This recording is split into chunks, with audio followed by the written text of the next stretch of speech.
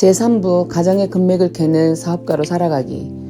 가정 안의 금맥을 캐는 시장은 무궁무진하게 넓으며 계속 성장하고 있다. 다음의 통계가 그 사실을 입증해준다. 각 가정에서 자유롭게 쓸 수 있는 9,250달러를 1억 1,800만 가정이 곱하면 1억 1,800만 가정이 곱하면 매년 1조 1천억 달러라는 수치가 나온다. 그런데 이 돈의 대부분은 생활 필수품을 구매하는 데 쓰인다. 여러분은 소비자에게 공급자 대리인으로 위치를 바꾸면 전형적인 소비자처럼 단순히 돈을 소비하는 것이 아니라 월마트처럼 지출의 일부를 취해 돈을 벌 수 있게 된다. 더불어 여러분은 생필품과 서비스를 구매하는 데 쓴 지출 비용을 수입으로 바꿀 권리를 얻게 되고 그 과정에서 여러분의 삶을 소유할 수 있는 권리도 갖게 된다. 제8장 가정의 금맥을 캐내는 법. 이 세상에서 보장된 것은 아무것도 없다. 오직 기회만 있을 뿐이다. 더글러스 맥아더. 대학에 다니는 자녀가 집에 돌아와 자신이 전공에 대해 쓸데없는 학문이라고 떠벌려도 나무라지 마십시오. 오히려 세상에서 가장 강력한 마케팅 전략, 즉 구전 마케팅을 구사하는 아이들을 칭찬하십시오. 입에서 입으로 전달하는 구전 마케팅을 전혀 새로운 것이 아닙니다. 이미 1950년대에 마케팅 전문가들은 구전 마케팅은 소비자들이 새로운 제품과 서비스를 구매하도록 만드는 가장 효과적인 방법이라고 선언한 바 있습니다. 하지만 구전 마케팅에 대한 연구가 시도된 것은 근래 일입니다. 그렇다면 그 결론은 어떻게 났을까요? 사실 구전 마케팅을 평가하기란 쉽지 않지만 그 효과를 측정하는 것은 쉽습니다. 구전 마케팅은 지금까지 알려진 마케팅 중에서 가장 효과적인 마케팅 수단입니다. 그 어떤 마케팅도 비교가 되지 않을 정도입니다.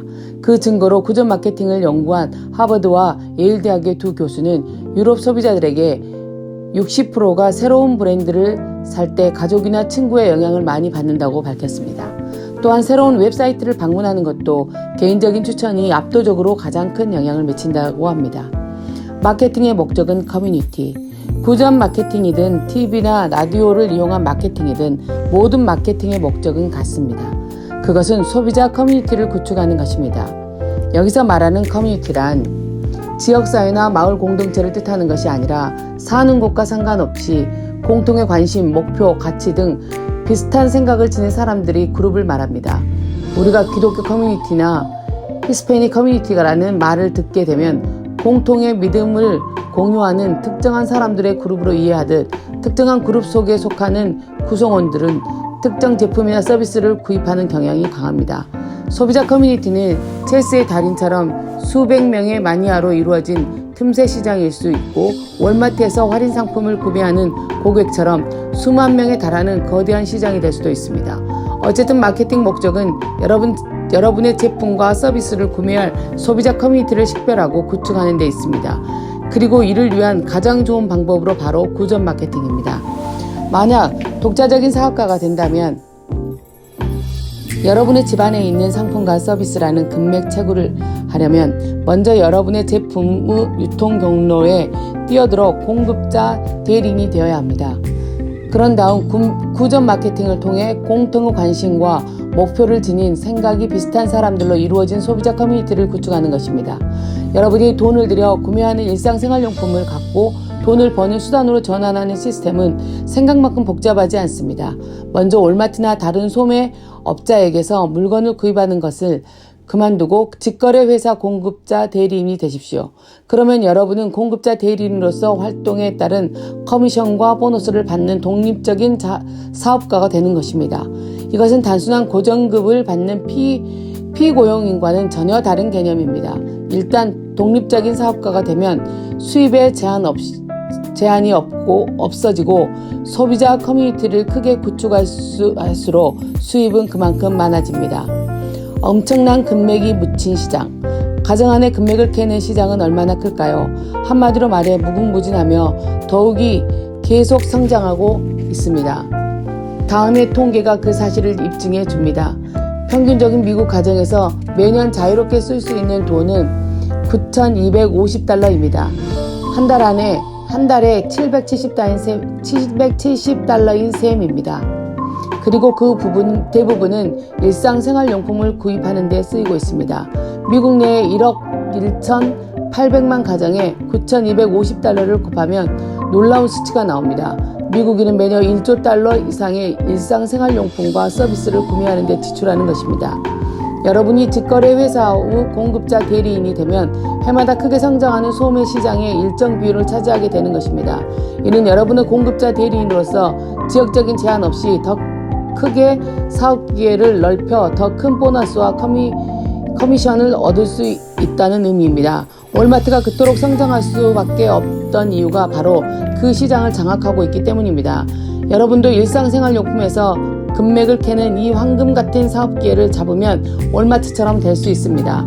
월마트의 제품 유통 경로, 공급자 대리인이라는 여러분의 역할을 좀 더 쉽게 이해하도록 하기 위해 월마트 제품의 유통 경로를 잠시 살펴보도록 하겠습니다. 먼저 월마트 제품의 유통 경로 모델을 통해 제품과 서비스가 어떻게 수익으로 전환되는지를 설명하겠습니다. 우선 P&G사와 같은 제조업체의 공급자 대리인은 월마트 바이어를 만납니다. 이때 공급자 대리인은 특정 상품에 대해 월마트가 가능한 한 최고 가격을 지불하도록 협상을 합니다. 일단 월마트가 그 상품을 10달러에 구입한다고 가정해 봅시다.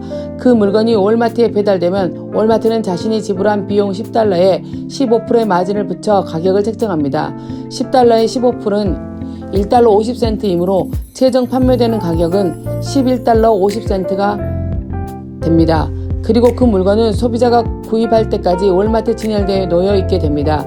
월마트의 모든 경상부를 지불하고 마진 1달러 50센트의 3%, 즉 4.5센트의 수익으로 챙기는 것입니다. 이러한 월마트 제품 유통 경로에서 가장 큰 이익을 차지하는 사람은 누구일까요? 바로 월마트 법인과 월튼가의 상속자 5명입니다.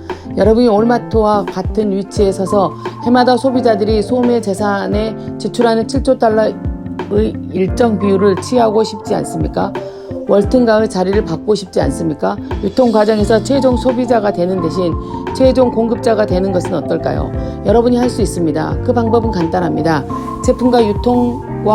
제품의 유통과 수익 경로에서 여러분의 위치만 바꾸면 됩니다. 사실 여러분의 구매 습관을 조금 바꿔도 유통 경로에서 월등가를 배제하고 여러분이 그 자리를 차지할 수 있습니다. 만약 여러분이 소매점에서 돈을 지출하며 점점 더 가난해지는 것보다 소매 재산으로 돈을 벌어 점점 더 부자가 되는 것에 관심이 있다면 지금부터 제공하는 정보에 특별히 집중하시기 바랍니다. 유통 경로에서 월마트 따라하기. 이제 여러분이 가정의 금맥을 캘 수 있는 일상생활용품의 유통 경로를 살펴봅시다. 이 유통 경로에서 여러분은 소비자 위치에서 공급자 대리인의 위치로 옮겨갑니다. 그러나 월마트나 공급자에게 고용되는 것이 아니라 여러분은 1인 기업가가 되어 독립적인 사업을 운영하며 공급자와 사업 파트너가 되는 것입니다. 그 결과 월마트의 수익을 안겨주는 것이 아니라 여러분의 자신의 수익을 얻는 위치에 서게 됩니다. 여러분은 소비자에게 공급자 대리인의 위치를 바꿈으로써 전형적인 소비자처럼 단순히 돈을 소비하는 것이 아니라 월마트처럼 지출한 돈을 일부를 취해 돈을 벌 수 있게 되는 것입니다. 소비자에게 공급자 대리인으로 단순히 위치만 이동하면 여러분은 자신의 소매 재산 안에 숨겨진 불을 켤 수 있는 열쇠를 쥐게 됩니다. 공급자 대리인이 되면 생활용품과 서비스를 구매하는 데 쓰는 지출 비용을 수입으로 바꿀 권리를 얻게 되고 아울러 그 과정에서 여러분의 삶을 소유할 수 있는 권리도 갖게 되는 것입니다. 광부가 되기보다는 광산을 소유하는 것이 낫다. 지금까지 살펴본 것처럼 집안에 숨겨진 금맥을 캐는 일은 아주 간단합니다. 그 일에는 비싼 장비나 대학 교육이 필요하지 않습니다. 단지 필요한 것은 열린 마음과 이미 가정의 금맥을 캐는 독립적인 사업가로 성공한 사람들에게 그 사업에 활용할 수 있는 비결을 배우려는 의지입니다. 열린 마음과 배우려는 욕구 그리고 일하고자 하는 의지만 있으면 충분합니다. 만약 여러분이 그 세 가지를 갖추고 있다면 여러분 집안에 숨겨진 금맥에서 금가루를 쓸어 담을 준비가 되어 있는 셈입니다. 얼마나 많은 금을 캐느냐는 여러분에게 달려 있습니다. 노력 여하에 따라 아주 작은 금을 캘 수 있고 어마어마한 금을 어마어마하게 많은 금을 캘 수도 있습니다. 어쨌든 그것은 여러분의 사업이므로 선택은 여러분의 몫입니다. 단순히 여러분이 집안에 숨겨진 것만 캐내어 할인과 리베이트를 받을 수도 있습니다.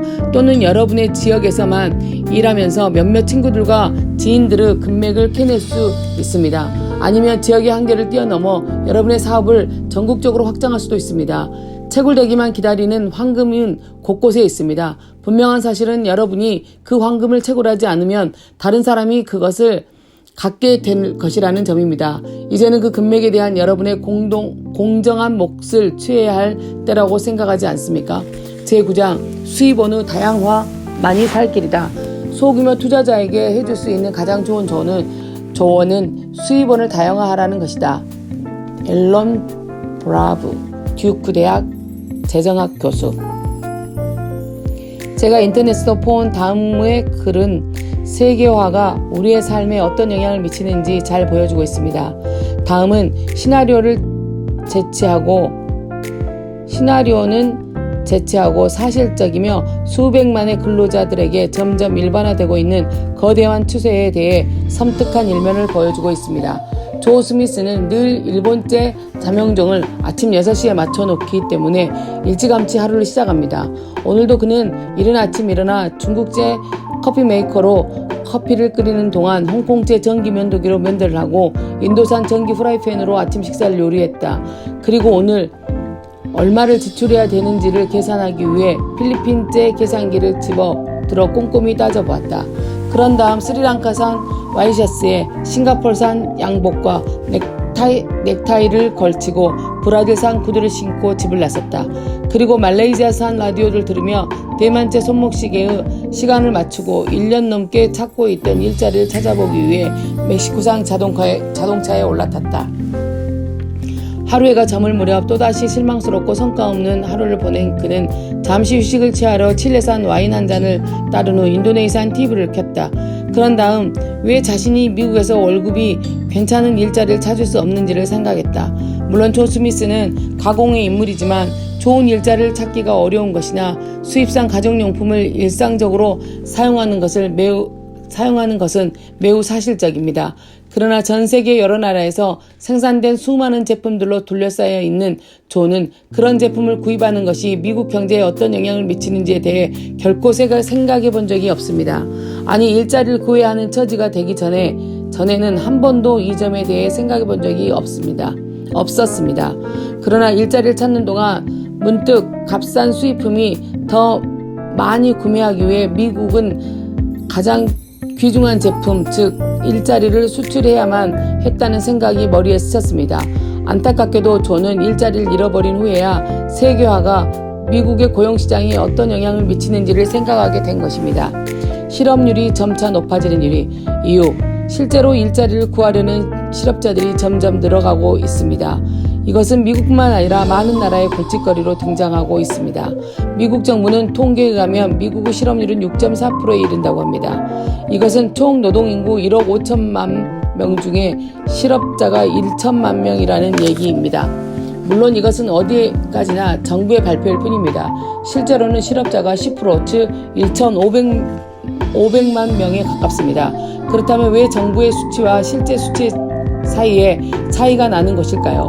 그것은 정부의 왜곡된 논리 때문입니다. 정부는 현재 실업수당을 받고 있는 사람들이 실업자에 포함시키고 있습니다. 그들의 논리는 다음과 같습니다. 일자리를 잃어도 실업수당을 신청하지 않으면 실업자가 아니다. 실업수당이 만료되면 실업자가 아니다. 이제 막 노동시장에 들어와 사회초년생으로 일자리를 구하지 못했다면 실업자가 아니다. 희망이 없어 일자리를 찾기를 포기했거나 일자리를 찾을 수 없어 일찍 은퇴했다면 실업자가 아니다.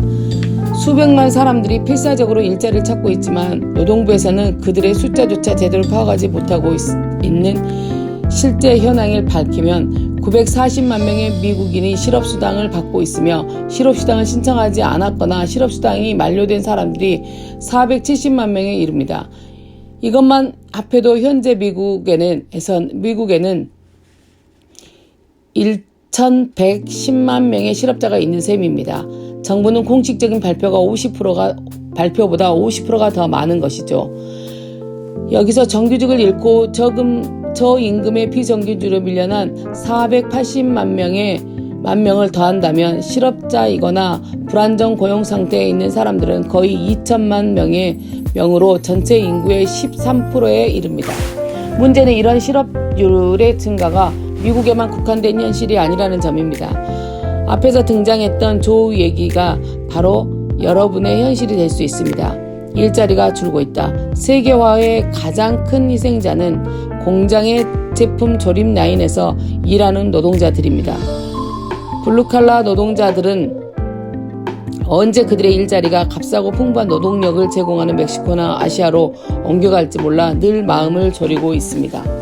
한편 화이트칼라의 지식 노동자들은 아직도 자신들에게 특별한 교육과 노하우가 있어 절대로 일자리를 외국에 빼앗기지 않을 거라고 생각합니다. 물론 2000년 봄 닷컴이라는 폭탄이 터지기 전까지만 해도 정말 그랬습니다.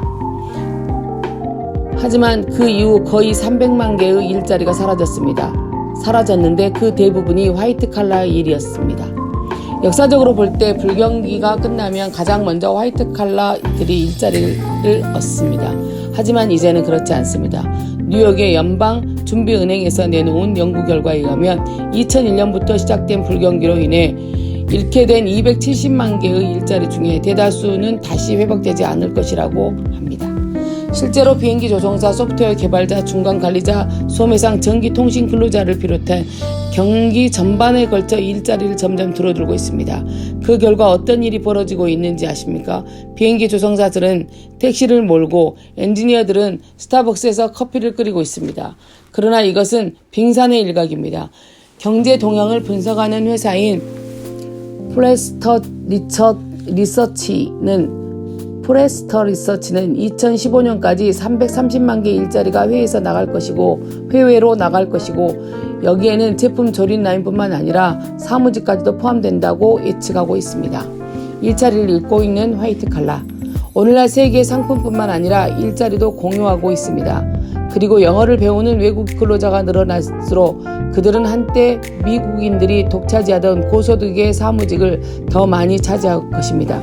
실제로 안정되고 임금이 높은 고객 지원 업무, 의료 분석 컴퓨터 프로그래밍, 배상 처리, 문서 작성, 주문 접수 등의 사무직은 물론이고 회계, 건축, 법률 분야의 일까지 외국에 아웃소싱하고 있습니다. 파이낸셜 타임즈의 기사를 보면 이러한 현실을 보다 실감할 수 있습니다. 그들은 서비스 산업 세계화되다, 고소득 전문 직종 어떻게 저비용 국가로 옮겨가고 있는가 라는 제목으로 기사에 2008년까지 미국과 유럽의 1,800만 재정 서비스 분야의 일자리 중에 200만 개가 인도, 말레이시아, 중국으로 아웃소싱 될 것이라고 예측하고 있습니다. 오늘날 세계는 그야말로 하나의 지구촌이며 영어는 세계의 공용어가 되었습니다. 그것이 바로 미국 전체 인구와 맞먹는 2억 5천만 명의 중국인들이 영어를 배우는 이유입니다. 영어를 구사하는 중국인들이 노동전선에 뛰어들면 지식으로 무장된 그들은 컴퓨터와 인터넷을 활용하면서 미국 노동자 임금의 10분의 1만 받아가도 기꺼이 일할 것입니다. 이런 상황에서 만약 여러분이 대형 은행의 은행장이라면 누구를 선발하시겠습니까? IT 소프트웨어를 고치는데 미국인 노동자에게 시간당 $60를 지불하겠습니까? 아니면 IT 부서 전체를 해고하고 시간당 $6를 받은 인도 기술자들에게 아웃소싱하겠습니까? 만약 여러분의 주주들을 행복하게 하고 자신의 일자리를 지키기 원한다면 인도에서 아웃소싱하는 쪽을 선택할 것입니다. 세계화로 인해 화이트칼라가 설 자리는 점점 좁아지고 있습니다. 문제는 이전의 실업과 달리 경기가 회복되어도 외국의 저임금 고급 인력이 화이트칼라의 일자리를 대신하게 된다는 것입니다. 미래는 위기인가 기회인가? 현재 일자리를 유지하고 있다고 해서 그 일자리를 언제까지나 자신에게 주어질 것이라고 생각하지 마십시오. 여러분이 은퇴할 때까지 일자리가 다른 사람에게 옮겨가는 일이 일어나지 않으리라는 보장이 없습니다. 지금 이 순간에도 미국과 유럽 화이트칼라 직종은 콩코드 비행기보다 더 빠르게 저임금 고급 인력을 찾아 아시아로 날아가고 있습니다. 실제로 미국 은행은 정보 처리 센터를 인도에 아웃소싱함으로써 지난 4년 동안 약 80억 달러를 절약했습니다. 현재 맨하탄에 위치한 회사들도 비록 경영지는 미국에 있지만 그들의 비서는 인도에 있는 경우가 많습니다.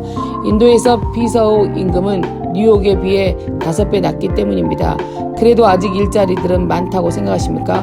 물론 그렇습니다. 웨이터, 은행의 금전 출납교원, 병원 직원, 안전요원 등은 아직도 많이 필요로 합니다.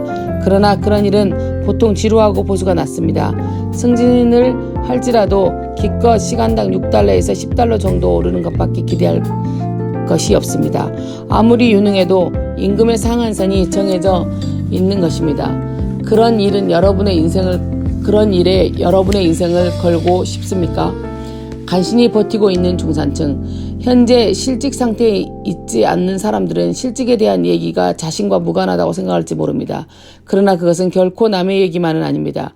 더욱이 한 걸음 물러서 인생이라는 큰 그림을 객관적으로 바라본다면 실직은 단지 미래라는 퍼즐판에 예상되는 한 조각 퍼즐일 뿐입니다. 여기에 그다지 좋지 않는 또 다른 퍼즐이 있습니다. 퍼즐 1. 대다수의 근로자들은 거의 은퇴 적금을 들지 않고 있다. 미 의회 조사에 의하면 25세에서 65세 사이 직장인 중 50% 이상이 은퇴 적금 통장을 갖고 있지 않다고 합니다. 퍼즐 2. 50% 이하의 근로자들이 자신의 직업에 만족하고 있다고 말한다. 소비자 연구센터에 의하면 미국 근로자들의 일에 대한 만족도가 매우 낮다고 한다. 퍼즐 3. 미국 회사의 연금 제도는 폭풍에 직면해 있다. 비즈니스 위크지에 의하면 연금 재원의 부족분이 3,500억 달러라고 한다. 그것을 보완하기 위해 회사는 나이 많은 종업원들이 속해 있는 부서를 팔아치우고 있다. 그러면 그들은 자동적으로 연금 혜택을 잃게 된다. 또 다른 회사들은 파산 선고를 한다. 이것은 구조 계획을 단행한 회사들이 은퇴한 사람들과 종업원에게 주는 혜택을 합법적으로 줄이기 위해서이다. 퍼즐 4. 중산층은 간신히 버티고 있다. USA Today지에 의하면 요즘 2개의 수입원을 갖고 있는 가정도 은퇴를 위한 저금과 늘어가는 빚을 짊어지고 급상승하는 집값, 의료비, 대학 교육비 등을 감당하기 위해 몸부림치고 있다고 한다. 퍼즐 5. 50세에서 70세에 이르는 근로자들 중에서 약 45%가 65세가 넘어서도 일할 계획이다. 미국 은퇴자 협회의 조사에 의하면 대부분 근로자들은 주식시장에서 잃은 돈과 높은 의료 비용 때문에 은퇴를 연기하고 있다고 한다. 이 모든 퍼즐 조각을 맞춰보면 무엇이 보입니까? 아마도 전형적인 중산층 모습이 보일 겁니다. 안정적인 중산층 생활이라는 피켓의 이면에는 재앙의 그림자가 어린거리고 있습니다. 그렇다면 여러분의 삶은 어떻습니까? 이러한 퍼즐 조각들이 혹시 여러분의 삶의 일부를 반영하지는 않습니까? 여러분은 현재 직업에 만족하고 행복하십니까? 여러분은 가정경제에 안정적이십니까? 은퇴를 위해 충분한 돈을 저축하고 있습니까? 매달 신용카드 대금을 잘 갖고 있습니까? 안정된 고소득 직종에 종사하거나 성공적인 개인 사업을 하고 있으십니까? 이 질문 중에 어느 하나라도 노라고 대답한다면 닥쳐올 재앙을 대비하기 위해 지금 뭔가 행동을 취해야 합니다. 아직도 달걀 한 바구니에 담고 있는가? 아직도 달걀을 한 바구니에 담고 있는가? 여러분의 인생 퍼즐의 일부분이 여러분과 가족을 위해 꿈꿔왔던 커다란 그림과 맞지 않는다면 해고를 당한 후에 아니라 지금 당장 행동을 취해야 합니다. 여러분 집에 있는 금맥이 여러분의 모든 수입이라고 달걀을 하나의 바구니에 담지 않도록 해주는 확실한 방법을 제공해 줍니다. 여러분이 집안의 금맥을 캐는 독립적인 사업가가 되면 일상생활에 필요한 돈을 지출하면서도 그것을 통해 매주 몇 달러부터 한 달에 몇백 달러 혹은 1년에 몇만 달러 추가 수입을 벌 수 있습니다. 더구나 프랜차이즈와 달리 사업을 시작하는데 많은 자본금이 필요한 것도 아닙니다. 무엇보다 가정의 금맥을 캐는 독자적인 사업가가 되기 위해 여러분의 직업을 그만둘 필요가 없습니다. 현재의 직업을 그대로 유지하면서 저녁 시간과 주말을 이용하여 다른 사람들과 그 개념을 나눔으로써 수입원을 다양화할 수 있는 것입니다.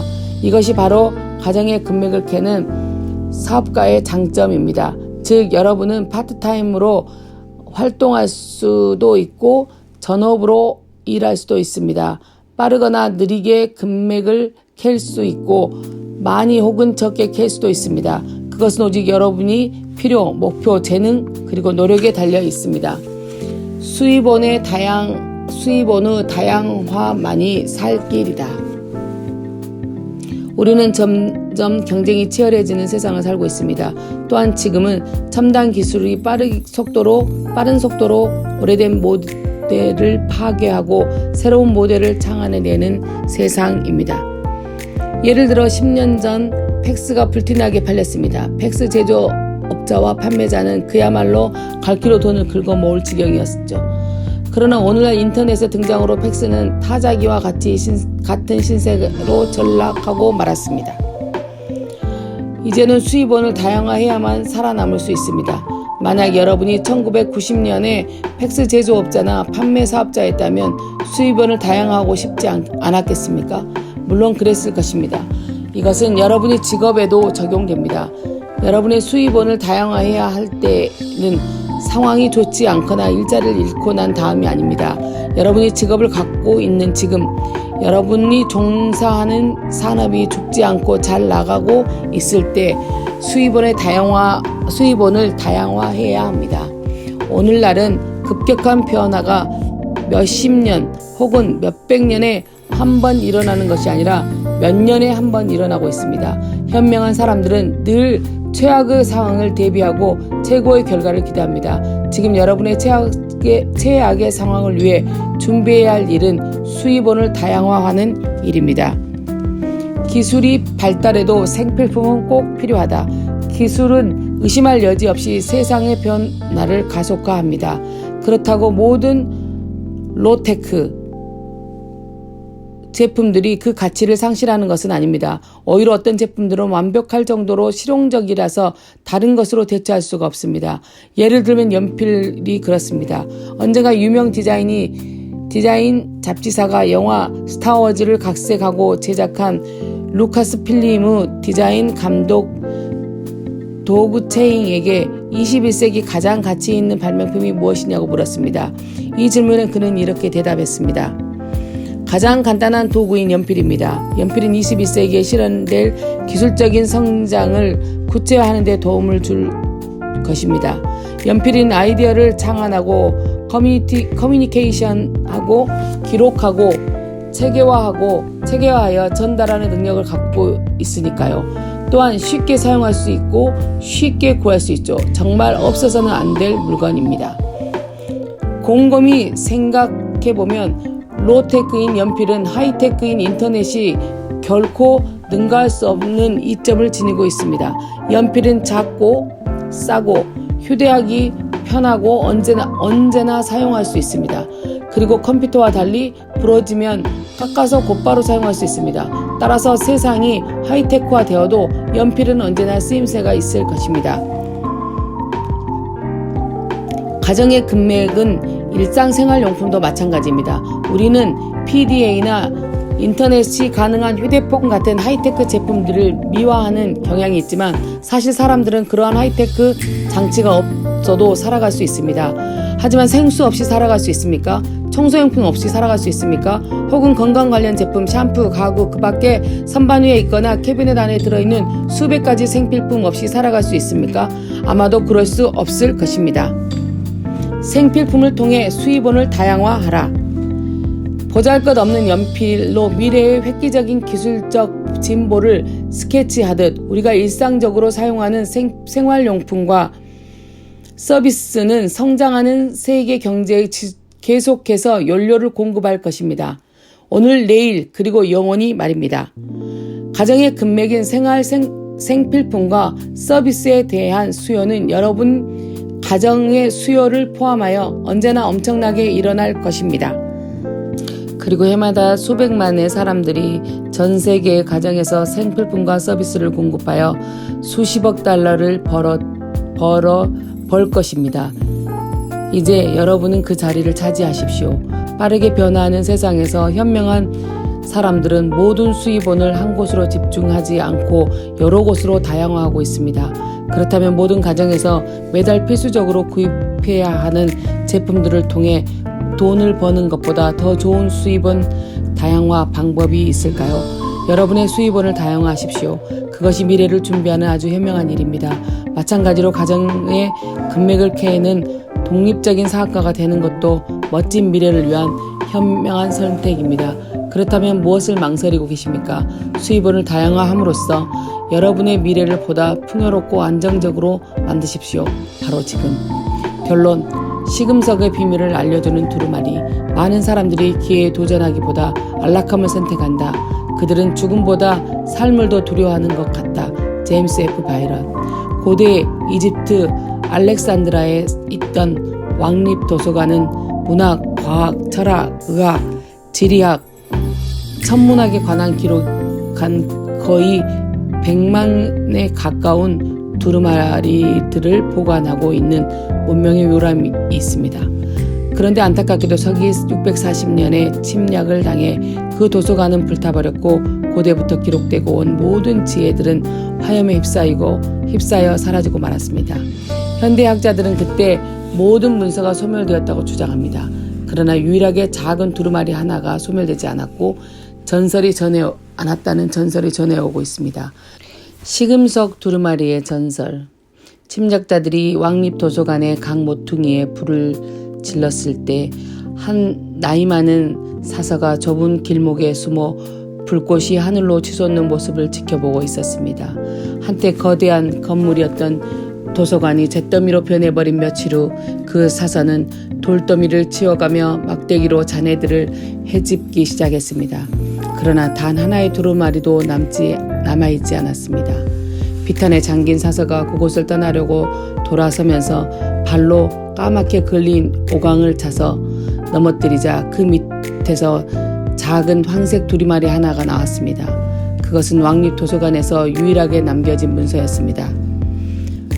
사서가 그 두루마리를 집어들고 그 흘린 표지에 묻은 재를 털어내자 시금석의 비밀이라는 제목이 적혀 있었습니다.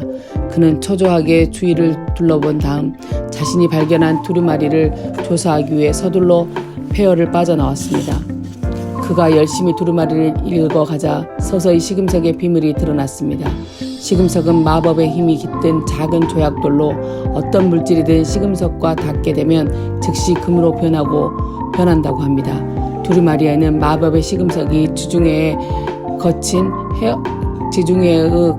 해협이 내려다 보이는 높은 외딴 절벽에 흩어져 있는 수천 개의 조약돌들과 모양이 같다고 설명되어 있습니다. 그러나 일반 조약돌은 차가운 반면 시금석은 따뜻하다는 것이 비밀이었습니다. 사서는 서둘러 그 외딴 절벽으로 가서 시금석을 찾기 시작했습니다. 그는 일반 조약돌로부터 시금석을 가려내기 위해 한 가지 방법을 생각해냈습니다.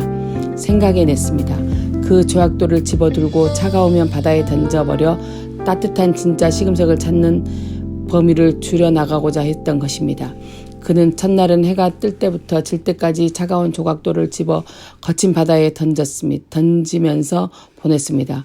그는 단 하나의 돌도 무심코 지나치지 않도록 꼼꼼히 일했습니다. 그렇게 몇 주일을 흘러가자 어느덧 외딴 절벽은 작은 부분만이 돌로 덮여 있었습니다. 이제 얼마 남지 않았어. 그는 절벽을 가로질러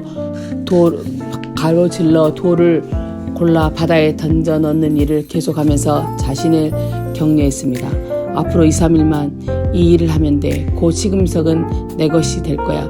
그는 미소를 지으며 또 하나의 조각돌을 집어 무의식적으로 바다에 던져버렸습니다. 그런 다음 그는 충격으로 쓰러지고 말았습니다. 그 마지막 조약돌을 집어들었던 손끝이 따뜻함이 남아있었던 것입니다. 사서가 시사해주는 교훈. 이야기에 나오는 늙은 사서처럼 우리들은 습관적으로 행동합니다. 늙은 사서는 가치 없는 조약돌을 바다에 던져 넣는 습관에 길들여진 나머지 그가 찾고 있던 귀중한 시금석을 손에 쥐고도 그것을 생각 없이 바다에 던져 넣었던 것입니다. 기회도 마찬가지입니다. 우리가 세심한 주의를 기울이지 않으면 기회를 놓쳐버리기 십상입니다. 특히 그 기회가 우리에게 너무 익숙하거나 바로 코앞에 있을 경우에는 더욱더 그렇습니다. 전설에 나오는 시금석처럼 여러분의 집안에 있는 제품과 서비스에는 부를 창출하는 힘이 있지만 외관상으로 그렇게 보이지 않습니다. 만약 여러분이 대부분 사람들과 같다면 여러분 가정에 있는 익숙한 물건들의 가치를 몰라보고 소홀히 하기 십상입니다. 여러분이 마치 당연하다는 듯이 소매점의 생필품을 구입하기 위해 가장 좋은 장소라고 생각하는 것처럼 말입니다. 하지만 그것은 여러분이 이 책을 읽기 전의 일입니다. 생필품은 부를 창출하는 시금석. 이 책을 시금석의 비밀을 알려주는 두루마리라 생각해 보면 어떨런지요. 여러분은 이 책을 읽음으로써 일상생활용 품이 가정의 금맥으로 바뀌는 비밀을 알았을 것입니다. 또한 다른 대단한 사업과 달리 가정의 금맥을 캐는 사업은 여러분의 일상생활을 영위하기 위해 꼭 지출해야 하는 돈인 애니웨이 머니를 활용하기 때문에 많은 추가 비용이 필요하지 않다는 것도 알았을 것입니다. 여러분은 부동산에 소득을 창출하는 것처럼 집안에 있는 소매 재산 역시 소득을 창출할 수 있다는 것을 알았습니다.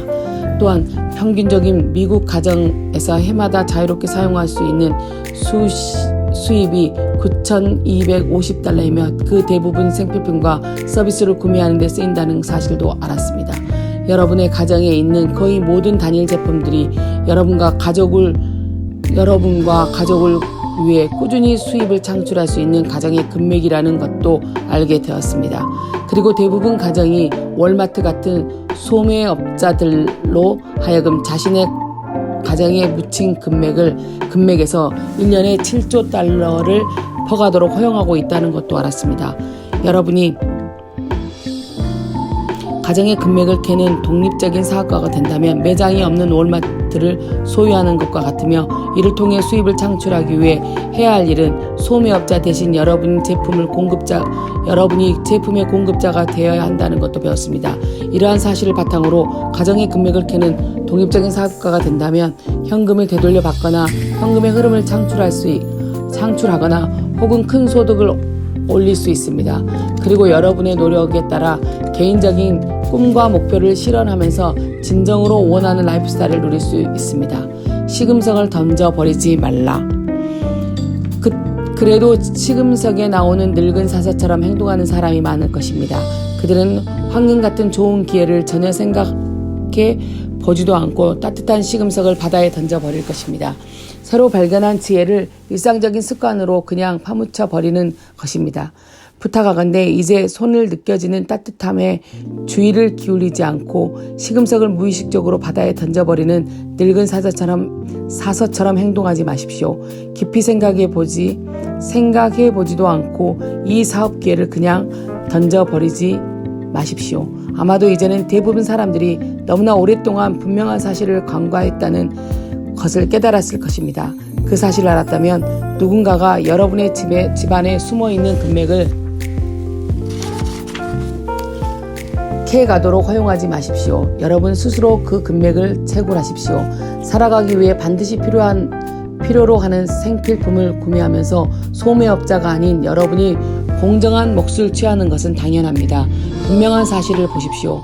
만약 저처럼 여러분도 분명한 사실을 보게 되었다면 여러분의 본분을 충실하고 가정의 금맥을 캐는 독자적인 사업가라는 개념에 대해 더 많이 배우십시오. 시금석과 달리 여러분이 가진 금맥은 따뜻한 정도가 아니라 아주 뜨겁습니다. 그리고 날마다 더욱더 뜨거워지고 있습니다. 부디 이 책에서 소개한 원칙들을 배워 가정의 금맥을 캐는 독립적인 사업가가 되십시오. 더 나아가 다른 사람들도 똑같이 하도록 그 원칙을 가르쳐 주십시오. 그러면 일상생활용품과 서비스가 마치 마술처럼 거대한 수익을 창출하는 금맥으로 바뀌는 놀라운 현상을 볼 수 있을 것입니다. 감사합니다.